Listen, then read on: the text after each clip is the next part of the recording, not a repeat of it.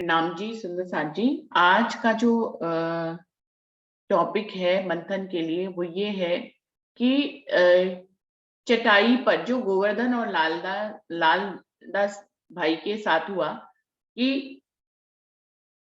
शिरजी साहिब जी जब उनको काजी के पास भेजते हैं, कयामत की बातों को सुनकर और अपनी गवाहियों को सुनकर लालदास जी का ईमान और अधिक बढ़ जाता है, लेकिन गोवर्धन भाई का ईमान थोड़ा डगमगाता है। वो दोगली बातें करने लग जाते हैं, लेकिन जब शिरजी साहिब जी के पास आते हैं तो वो फिर से ईमान की बातें करने लग जाते हैं और लालदास जी कहते हैं कि हमारा ईमान तो चटाई पर है, जब तक हम आपके चटाई पर रहते हैं तो हमारा ईमान जो है कायम रहता है, लेकिन जैसे ही हम चटाई से हटते हैं तो हमारा ईमान जो है डगमगाने लग जाता है। दोनों के बीच में लड़ाई हो जाती है इस बात को लेकर। तो सुंदर साथ जी, ऐसा प्रसंग क्या हमारे साथ भी कभी होता है या कोई ऐसा अनुभव जब हमने किसी और को इस तरह से देखा हो कि वो दोगली बातें करता हो? जब किसी परमहंस के आभा मंडल में हम आते हैं तो ईमान की बातें करते हैं, लेकिन फिर जब उस आभा मंडल से दूर होते हैं तो जो है तब ईमान कायम रहे तो सच्ची पहचान हुई है, समझिए अपने अंदर। और अगर हम जो है हमारा ईमान चटाई बदलते ही अगर अलग हो जाता है तो हम सच्चे ईमान नहीं है। तो यहाँ पर सुंदर साथ ने ये प्रश्न किया है कि ऐसा होता ही क्यों है कि चटाई से अलग हटते ही संशय हमें घेर लेते हैं।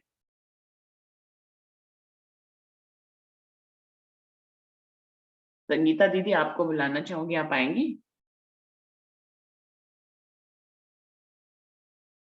दीदी प्रणाम जी। प्रणाम जी। दीदी राज्य के सामने होते हैं तो हमारा भाव अलग होता है, हटते ही अलग दूसरा भाव आ जाता है, तो ये ईमान पक्का नहीं है, यही बात साबित होती है दीदी। प्रणाम जी। प्रणाम जी, प्रणाम जी। अमिता दीदी, आप कुछ कहेंगे? प्रणाम जी सभी सुंदर साथ जी के चरणों में प्रणाम जी। दीदी, ईमान तो ऐसी बात नहीं है पक्का है, क्योंकि राज्य के अलावा तो कुछ और चाहिए भी नहीं है और ना कुछ और दिखता है। पर ये इतना जरूर है कि वहां तो उनकी मेहर, जब हम चटाई पे होते हैं या सत्संग प्रवचन में वाणी में होते हैं तो राज्य की मेहर का भी तो साथ सपोर्ट हर समय रहता है।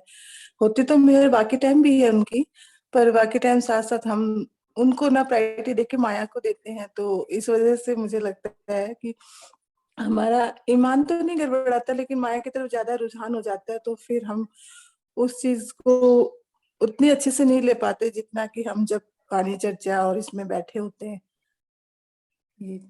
अमिता जी की मुझे ये बात अच्छी लगी जो उन्होंने इसमें बोला कि उस समय हम उनकी नजरों के सामने होते हैं, हम उनकी मेहर तले होते हैं।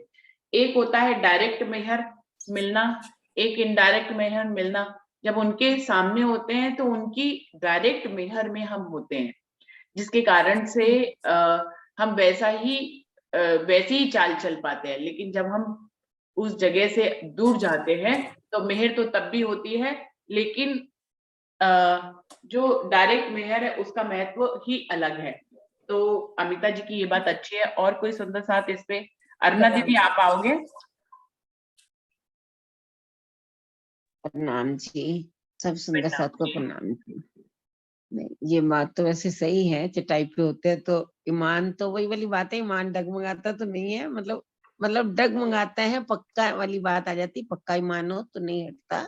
वैसे आंसर आपने ही दे दिया कि जब ईमान के कच्चे होते हैं तो संशय आता है, और जब ईमान पक्का हो जाता है संशय नहीं आता।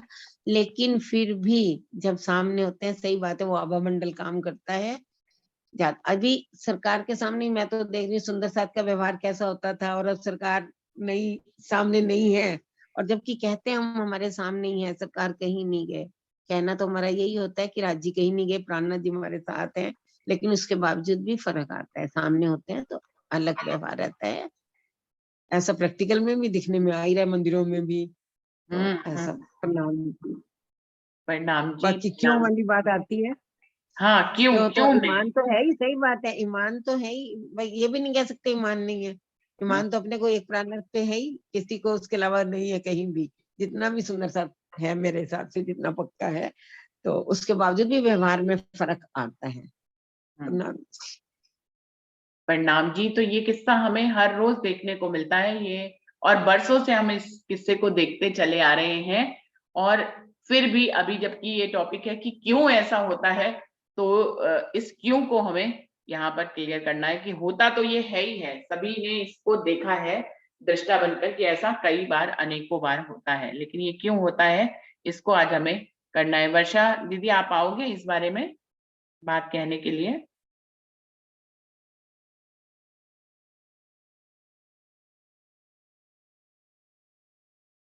वर्षा दीदी,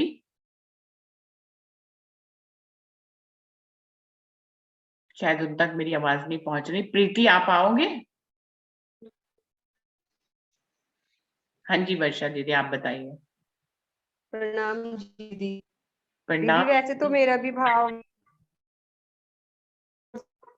आया कि भाई हम जब उनके समझ हैं तो उनकी मेहर हमारे ऊपर डायरेक्ट होती है, हमारे माया के जो विकार हैं वो शांत होते हैं उस टाइम, और जब हम उनके पास से हट जाते हैं तो माया से हमारे ऊपर हावी हो जाती है। और जैसे बीतक के प्रसंग में भी मतलब आपने बताया था कल कि जब वो नाग जी भाई और प्रेम जी भाई आते हैं तो उनको उनकी जब मेरा ठाकुर की वो मुंह से चर्चा सुनते हैं तो उनको भी मान आता है कि नहीं, राज्य का जो वो है मूल ईमान, मतलब वो राज्य की जो बैठक है वो इन्हीं के अंदर है।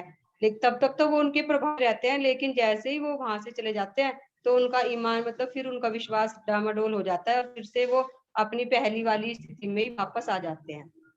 प्रणाम जी दीदी। तो दूसरा भी उदाहरण है जो वर्षा दीदी ने बताया कि उदाहरण सिर्फ गांधी लालदास जी और गोवर्धन भाई का ही नहीं था। एक और उदाहरण कल बीतक में आया है जिसमें संघ जी और नाग जी दोगली बातें करते थे, लेकिन प्रेम भाई उन्हीं के साथ थे, वो ईमान के पक्के थे, वो वही रह गए थे, वो नहीं वापस गए।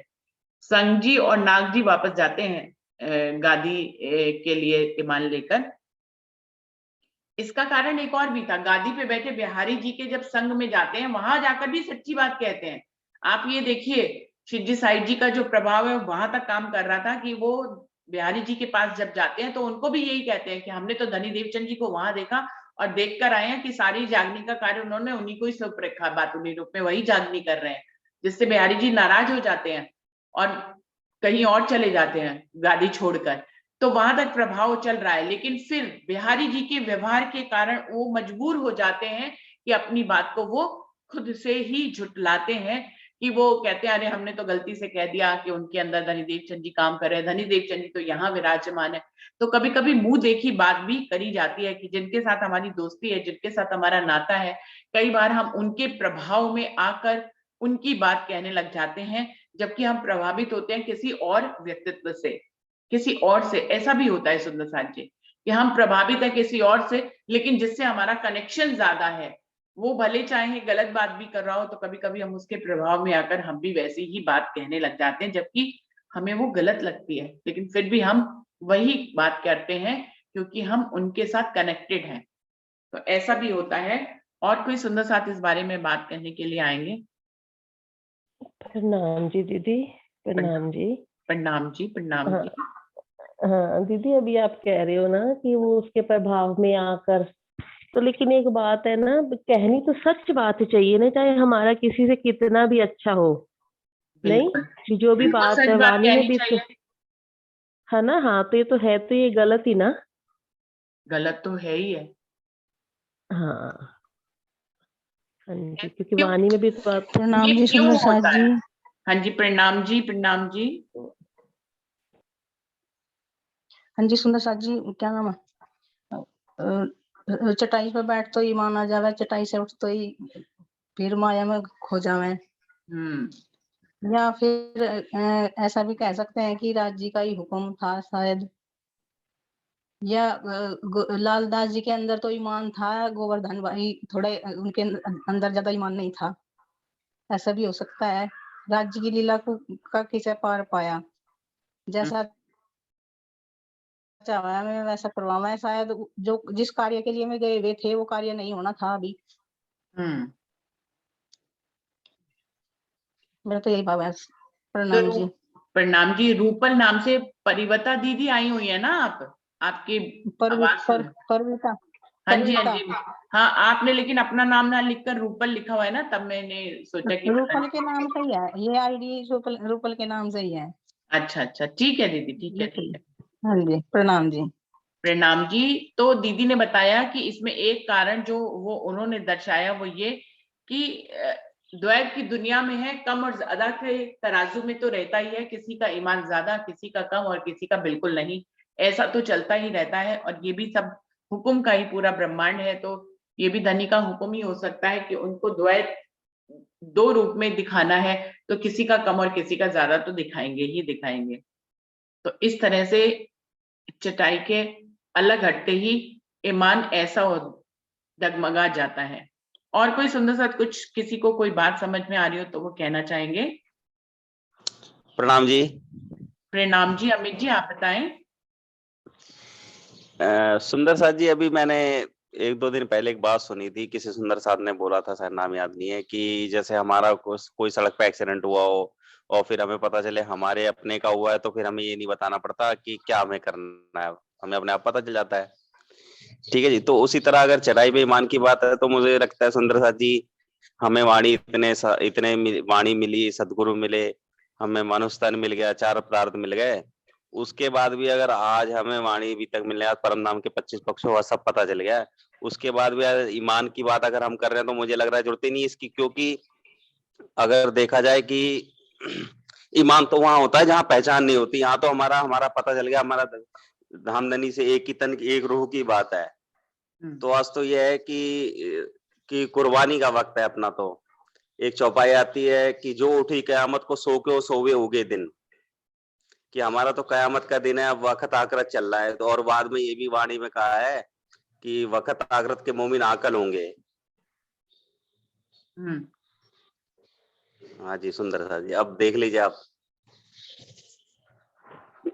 अब हमको क्या देखना है? अमित जी जो है हर बात को कहने के बाद फिर कहते हैं कि फिर अब आप लोग देख नहीं, लीजिए। मेरा मतलब कहने का ये है कि जी जो विषय चल रहा था चटाई पे ईमान रहता है, वो तो ईमान तब का था जब उस समय इतना डर वाली बात थी, सुंदर साथ डर रहे थे, मुगलों का शासन था, इस समय डर था कि कहीं हमें श्री जी मुगलों के हाथों से मरवाना दे, कटवाना दे। आज तो ऐसी कोई बात भी नहीं, आज तो सुंदर साथ परम नाम के 25 पक्षों की चितवन कर रहा है, और वो भी आज भी ईमान की बात करें। हमारे ईमान का तो विषय ही नहीं होना चाहिए, हमें तो मर मिटने वाली बात होनी चाहिए, क्योंकि उस समय चौपाइयां थी नहीं, खिलवत ग्रंथ नहीं था।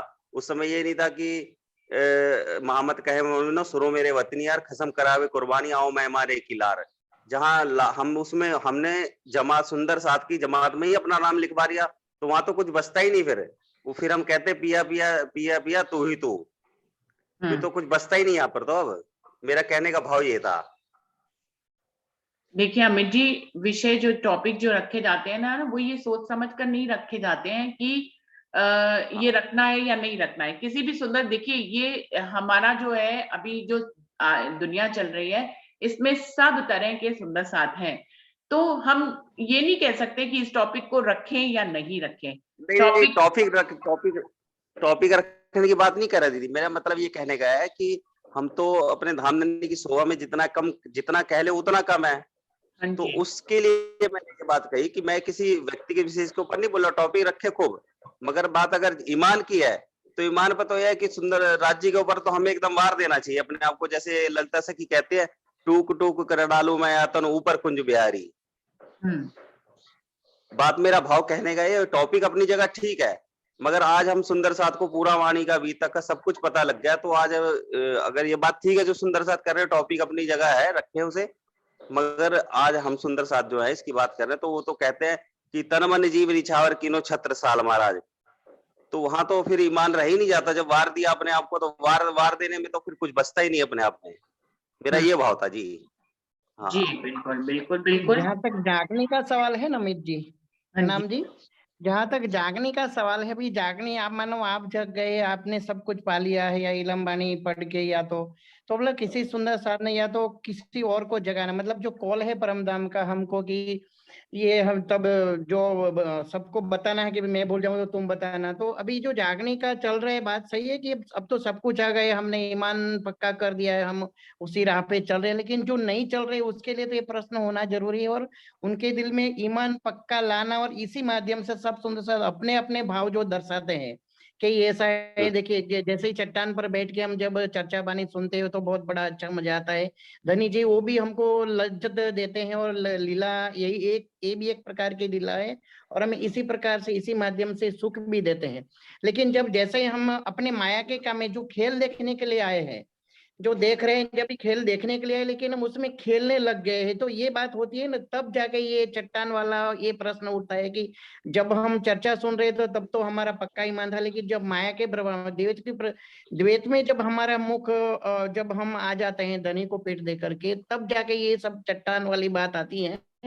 तो ये प्रश्न तो जब जितना भी प्रश्न आए वो रखना ही चाहिए, जिसके माध्यम से हर सुंदर साथ अपने अपने और जो विचार दर्शाते हैं और उसी विचार को देख करके कोई सुंदर साथ या तो कोई और भी आज तो इस YouTube के माध्यम से सब देख रहे हैं तो उसमें जुड़ भी जाते, कहीं कभी नाम भी नहीं आता है, तो उनको भी हाँ पता नहीं, चले कि हाँ सही में चट्टान की बात है, ऐसा होता है, तो उनको भी ऐसा ध्यान में आए और वो भी जागरूक हुए। तो यहाँ पर जागृति की बात है, जागरूक करना, सुंदर साथ को बताना, ये चीज है। तो चट्टान वाली बात तो ये बराबर है। जैसे देखिए हम ये नहीं कहते कि अभी तो हम ये चर्चा बानी सुन के अभी परिपक्व हो रहे हैं, अभी इतना परिपक्व नहीं हो गए हैं, लेकिन कोई भी सुंदर साथ या तो किसी और नहीं सुंदर साथ वो भी सुनते हैं आज तो YouTube खोल नहीं करके सब सुनते हैं और आनंद भी लेते हैं। लेकिन उन्हें सभी सुंदर साथ ने जो कहा, देखिए अभी आपने चौपाई के माध्यम से बहुत अच्छा था बताया, अभी पहले वर्षा दीदी ने बताया और अमिता व्यास जी ने भी बताया कि जब तक हम हमारा जो ईमान ये वाली इसके ईमान जो दो पंख है हमारी, देखिए हमारे पास तो ये वाणी माध्यम वाणी भी है, अभी वाणी के माध्यम से चल रहे हैं सर। अभी हम जूम मीटिंग में बैठ जाते हैं, जो देखिए हमें सुबह 6:05 होती नहीं हम आकर के बैठ जाते हैं, ये हमारा ईमान पक्का है। लेकिन कोई सुंदर साथ अभी ये वही यूट्यूब के माध्यम से ये सिर्फ सुनते हैं तो उनको भी पता चले कि सही में ईमान क्या है, इश्क क्या है, चट्टान वाली बात क्या है, तो उनको भी पता चलना चाहिए कि यहाँ ये चीज सही है। तो इसीलिए प्रश्न सही है। और अमित जी आपने भी बहुत अच्छा बताया है कि अब हम क्यों कहें, लेकिन ये हमारी और आपकी बात है कि आप जग गए हैं, आपको पता चल गया है। लेकिन जिसको नहीं चला, आप सुंदर साथ है लेकिन आज उनको तारतम्य लेकर के बैठ गए कि हमको तो तारतम्य मिल गया, अब तो हम परम धाम चले जाएंगे। लेकिन ऐसे ही कई सुंदर साथ है जो ऐसे ही सोच करके बैठे हैं कि नहीं अब तो हमको तारतम्य मिल गया, हमारे सतगुरु महाराज ने तारतम्य दी है गुरु ने, तो हम तो परमधाम ही जाएंगे। लेकिन ऐसी बात नहीं है, उसके लिए हमें ये वाणी मंथन करना पड़ेगा और उसी राह पर चलना पड़ेगा और हमारी रहनी कहनी सब सुधारनी पड़ेगी, तब जाकर के हम ये ईमान पक्का लाएंगे और इसी माध्यम से हम चलेंगे तो हम बराबर है, ऐसे कह सकते हैं। देखिए मेरा तो यही भाव है। प्रणाम जी सुंदरदास जी।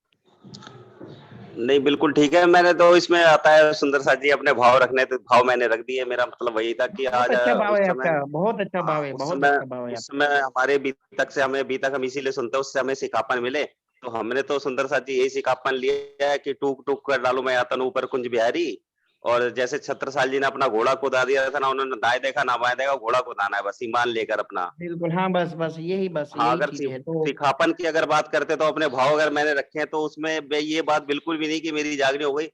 ये सिर्फ एक नहीं विषय के नहीं अनुकूल नहीं, ऐसा मैं भी नहीं उदाहरण कह थे। रहा हूँ, ऐसा मैं भी नहीं कह रहा हूँ, आपने हाँ सही सच्ची बात बस। बताई। लेकिन ये बात है जो प्रश्न के माध्यम से हर सुंदर साथ में जागृति हाँ आए और किसी और भी जो अभी यूट्यूब के माध्यम से अभी ये खोल के देखते हैं तो उनको भी पता चले कि सही में ये प्रश्नोत्तरी क्या हो रही है, ये ईमान क्या है, चट्टान क्या है, चट्टाई क्या है, ये सब पता चले। जब ये हर सुंदर साथ अपने अपने माध्यम से अपने दिल में जो भाव आया वो भाव रखेंगे और वो भाव हाँ जब हाँ, ये जब बिल्कुल सुनेंगे तो उनको पता चलेगा कि हाँ भाई ये चीज है इस प्रश्न में। हाँ, जैसे एक ये बात चौपाई है आती है आप। लिया लदुन्नी जिनने, सो क्यों सोवे कवर माए, कि हम्म, जिसने लदुन्नी इलम, जिसको परम नाम का इलम मिल गया, वो फिर कबर में नहीं सोएगा, फिर वो इस तन की बात नहीं करेगा, माया की बात ही नहीं करेगा, वो तो एकदम अपने आप को वार देगा। बाकी उसका कितना ईमान है वो अपने आप देख ले जी। बस मेरा यही भाव था बिल्कुल जी। बिल्कुल प्रणाम। नहीं, बिल्कुल सही सही है आपका भाव, बिल्कुल सही है मैडम। श्याम भाई आप कुछ कहना चाहेंगे इस बारे में? श्याम भाई हाँ जी, आप कुछ कहना प्रणाम। चाहेंगे इस विषय पे? हाँ जी प्रणाम जी। समस्त सुंदर साथ की पावन चरणों में मेरा कोटि कोटि प्रणाम। प्रणाम जी। तो ये जो चल रहा है माया है, एक अपनी चौपाई आती है, ये माया अति बलवंती उपनी से मूल धनी होती। जब हम बैठते हैं सामने तो अपना ईमान सब कुछ सब ठीक होता है।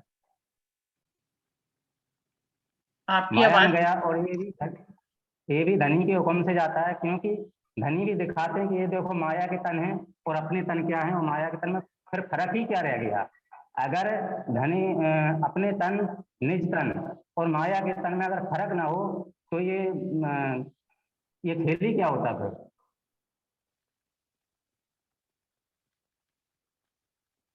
आपकी आवाज चली गई है श्याम भाई। आवाज आ रही है? हाँ अब आ रही है, बीच में अच्छा आप चुप हो गए थे शायद। अच्छा, जो हमने कुछ बोला है वो आपने सुन लिया सारा कुछ? हाँ जी सुना है। ठीक है, आपकी टूट टूट की आवाज आ रही थी इसलिए समझ में नहीं आया। समझ में नहीं आया। अच्छा, तो एक बार और बोलूं क्या? जी हाँ जी। जो अपन जब बैठते हैं संगत में, सत्संग में, तो वहाँ जो ईमान सब कुछ रहता है, हमारा मन भी लगता है, ईमान भी रहता है सब कुछ। लेकिन हटते ही, जब मैं हटे तो हम माया में चले जाते हैं। तो माया जो है, माया के तन और अपने निज तन और माया के तन में अगर कोई फर्क ना हो तो खेल ही क्या काम का। ये धनी के हुक्म से हुआ है, ये धनी का ही हुक्म हुआ है, तभी तो ये माया में जाते हैं तो वो सब कुछ भूल जाते हैं। और जब हम अपने सत्संग में बैठते हैं तो सब कुछ अपने ध्यान लगा के करते हैं सब। माया छे अति बलवंती उपनी छे मूल धनी थकी, मुनिजन ने मनाया हार, सिर्फ ब्रह्म तक ने लय पार। ये अपनी चौपाई आती है रास ग्रंथ में। हाँ जी श्याम तो भाई आपकी बात। माया भी अपनी धनी से ही बनाई गई है, इसलिए वो बलवंती है। वो धनी के हुक्म से ही बनी है माया, तभी वो इतनी बलवंती है कि उससे जीतना मुश्किल पड़ता है।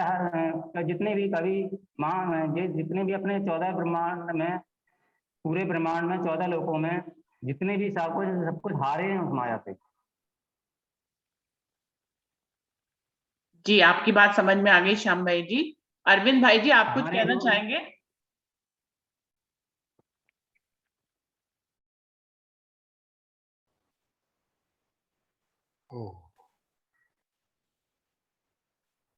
प्रणाम सुंदर साहब जी।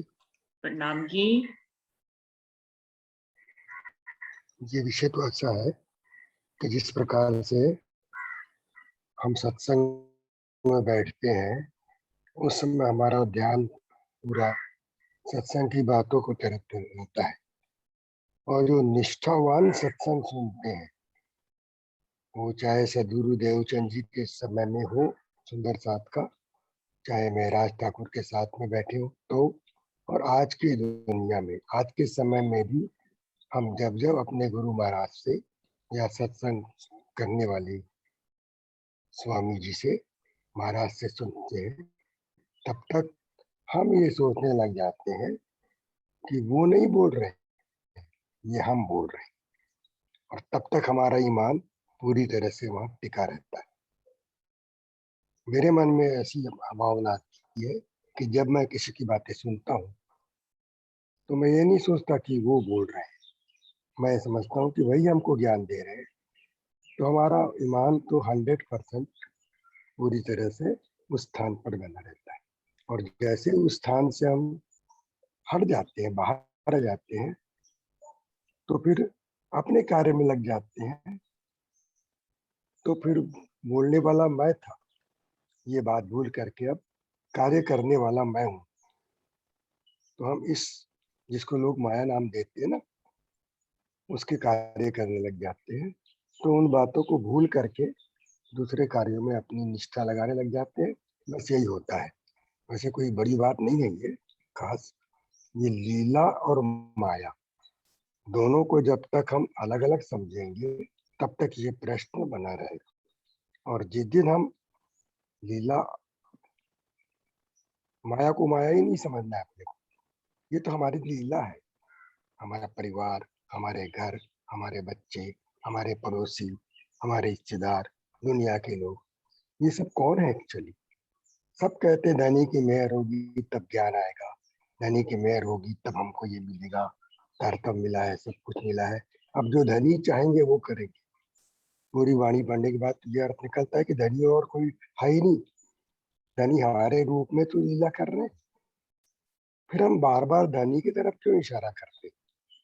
आप अपने कार्य को परम नाम की लीला मान के चलिए, क्योंकि ये ध्यान आपका है, धनी आपके हैं, आप ही धनी हो। इस प्रकार की जब भावना जब आती है हमारे मन में है, तो प्रश्न तो कोई रहता ही नहीं बाद में। फिर अगर प्रश्न आता है तो लीला को माया से अलग समझते हैं, तब प्रश्न आता है।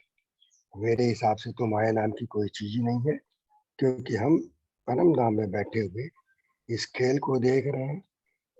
हुकुम भी परम धाम में है, इलम भी परम धाम में है, और ये खेल भी परम धाम में है।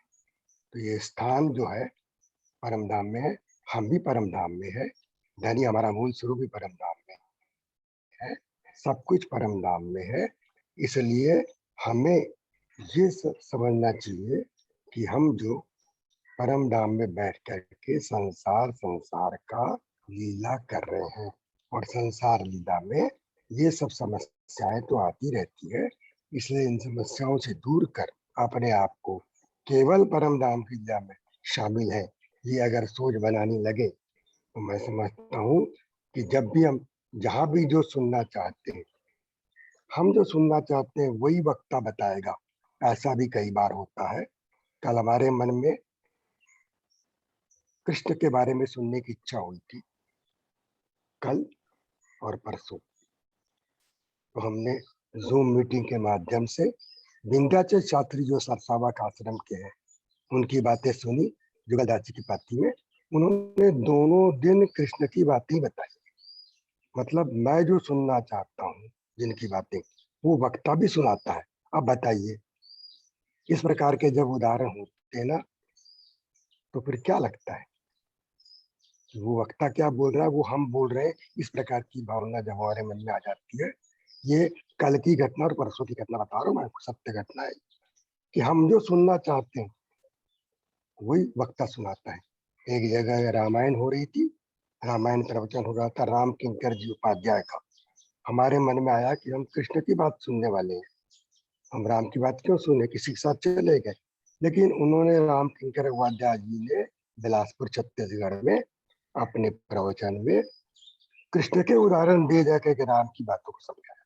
बताइए, अब ये सब क्या है? ये है कि जब हम अपने आप को परमधाम की आत्मा समझेंगे, धनी से हमारे संबंध को हम अलग अलग मानते रहेंगे, तब तक ये समस्या आती रहेंगी।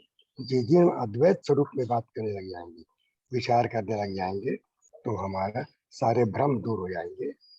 मतलब बेशक हमको होना है, और हमारा प्रयत्न होना चाहिए कि हम जिससे बात करें उनको भी बेशक करने का प्रयत्न हमेशा करते रहे, वाणी के माध्यम से, ज्ञान के माध्यम से। जिस दिन हम बेशक हो जाएंगे, उस दिन ये स्थिति सबकी हो जाएगी, मेरा ऐसा दावा है। प्रणाम जी सबको।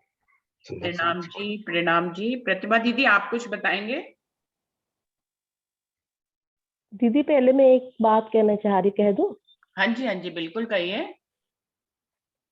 हाँ जी, अभी जो अरविंद अंकल कह रहे हैं ना, तो मुझे लगता है ये ना स्टेज आते आती है दीदी। हाँ, पहले दिन से ऐसी स्टेज नहीं आती। और जो अभी ये क्वेश्चन की बात हो रही थी, अभी अमित जी भी कह रहे थे, हरीश भाई जी भी कह रहे थे, यानी पता है ऐसी, ये हम भी जब चलते हैं ना, तो ये सारे क्वेश्चन आते हैं हमारे। कितनी बार हमारा ईमान डोलता है, कितना ही वाणी पर पक्के हो जाए, कितना ही कर ले, लेकिन फिर भी हमारा ईमान डोलता ही डोलता है, ये बात तो है। फिर चलते चलते धीरे धीरे ईमान पक्का होता है। और अभी हरीश भाई जी कह रहे हैं कि हम सुबह उठ जाते हैं 6-5 पे, तो हमारा इसका मतलब ईमान पक्का। तो उनको कह दो, अगर मैं नहीं आती तो क्या हमारा ईमान पक्का नहीं है? नहीं, ऐसा नहीं है दीदी। मजाक कर रही हूँ। मजाक कर रही हूँ मैं आपसे, जनरली बात कर रहा था मैं। अरे मजाक कर रही हूँ भैया मैं आपसे। प्रणाम दीदी। नहीं सही है। हाँ, और बाकी सारी स्टेज तो आती है, देखो जो नए 2-3 सुंदर बार साथ हैं, देखो उनको ये सारी स्टेजेस से गुजरना पड़ता है, जी जी ये वाली बिल्कुल बात तो बिल्कुल। है।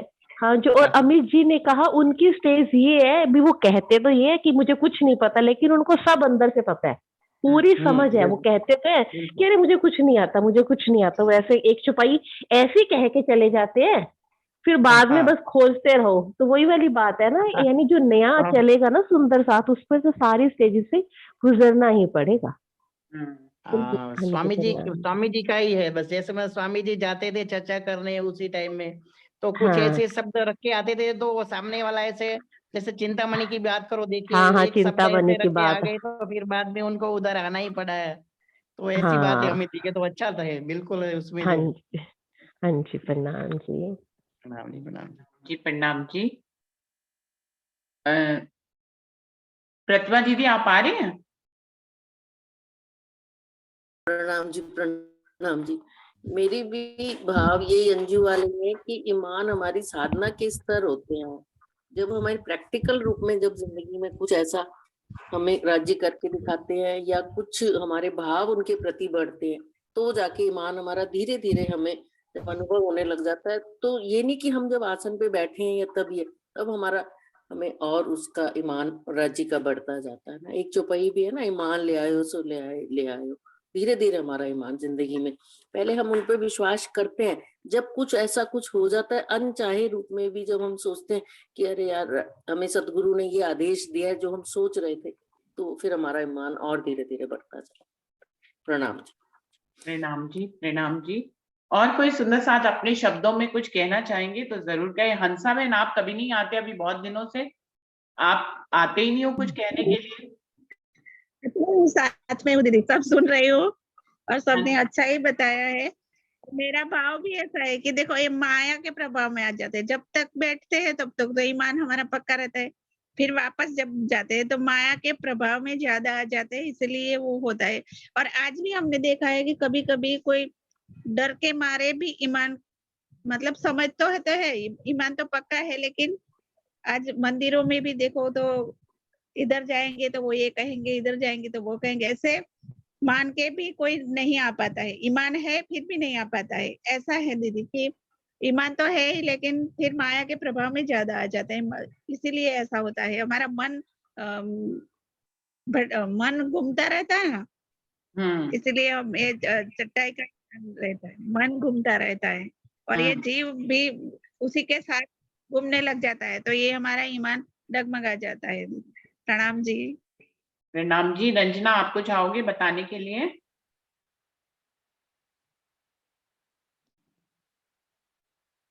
रंजना। प्रणाम जी दीदी, प्रणाम प्रणाम जी, जी। प्रणाम दीदी। सब तो क्लियर हो गया, मैं क्या बताऊं? जो तुम्हारे दिल में हो सब तुम तो बताओ। नहीं, सब क्लियर है दीदी, सब सुंदर साथ जी ने क्लियर कर दिया। प्रणाम जी। बिल्कुल बिल्कुल।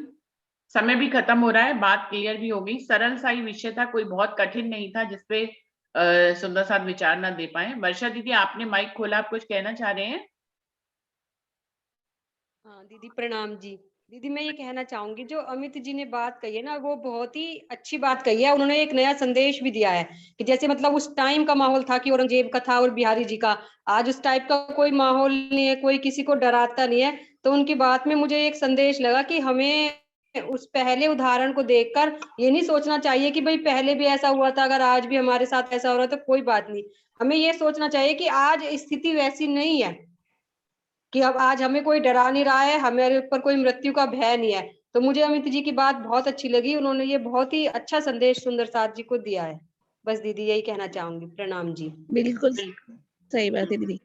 बिल्कुल बिल्कुल सुंदर साथ जी। लेकिन अभी भी ऐसा देखने में जरूर आता है, मैं कहूंगी ये तो एक लालदास जी और गोवर्धन की बात थी, लेकिन अभी भी जैसे कि कोई देवी देवताओं को मानता है, मान लीजिए, और वो ऐसे आभा मंडल में आता है, ऐसे परमहंस के आभा मंडल में आता है जहाँ अक्षरातीत पूर्ण पारब्रह्म की बात हो रही हो, तो वो उस समय उनको कबूल कर लेते हैं। उनको लगता है कि ये जो प्रमाण दे रहे हैं बिल्कुल सही है और वो उनके तरफ उनका झुकाव हो जाता है। लेकिन जब वो वापस से अपने संप्रदाय में वापस जाते हैं, मतलब थोड़ी यहाँ सुनने के लिए चर्चा वाणी किसी की संगत से आ गए, वहां पे अक्षरातीत पूर्ण पारब्रह्म का संदेश भी मिल गया, लेकिन फिर वापस जब अपने संप्रदाय के लोगों से मिलते हैं तो फिर से वो देवी देवता की बात कहने लग जाते हैं, जबकि उनको संदेश मिल चुका होता है अक्षरातीत पूर्ण पारब्रह्म का।